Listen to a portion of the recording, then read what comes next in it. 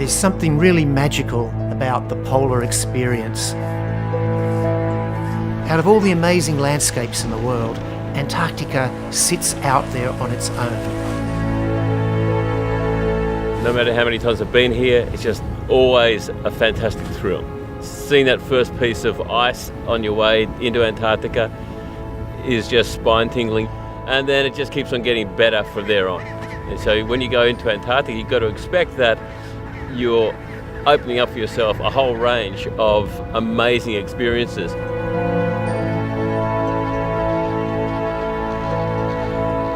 For me, as somebody who works on the ship, what I love is the fact that I'm working with a specialist team of people. We're all incredibly enthusiastic about what we do, about being in Antarctica anyway, but also enthusiastic about showing Antarctica that we love to the people who come with us. And Polar Pioneer is fantastic for that.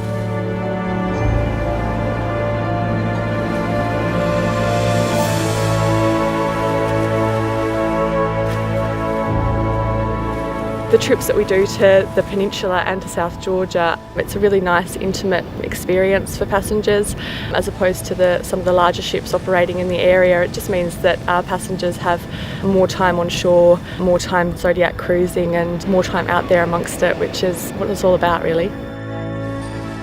Our Zodiacs are very versatile and the interactions that you have with the wildlife in a vessel like that are quite extraordinary, whether you're actually landing and being right there next to a penguin rookery or doing a Zodiac cruise along a beautiful coast.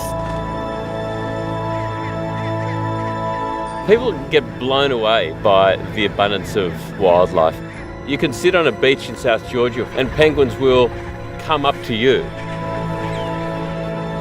This has got to be one of the most amazing spectacles on Earth.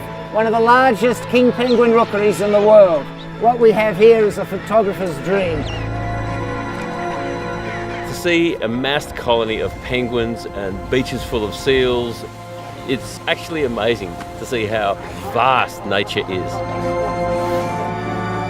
And it's not just about nature and landscape. You're going to see the sun and the moon in the sky together, setting and rising.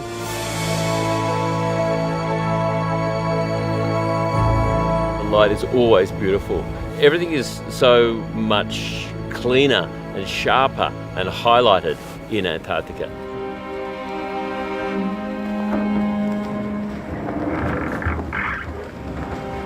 Pushing through pack ice and watching the nose of the ship just break apart these chunks of ice, it's like peeling back layers of history for me. There's something that's being revealed in that process that I really love. And people find mesmerizing. People stand on the bow of the ship looking down at that process for hours sometimes.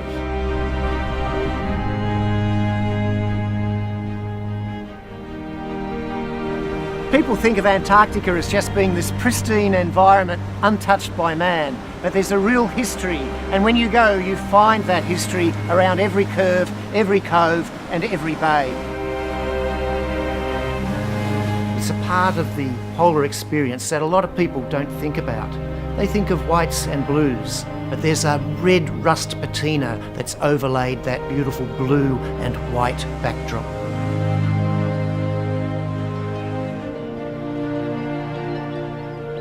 What I love about it so much is that the landscape is always changing. There's this amazing balance between this fragile, still landscape and it being really quite wild and dramatic. The light, the wildlife, the ice, the sunsets, it's just pretty magnificent.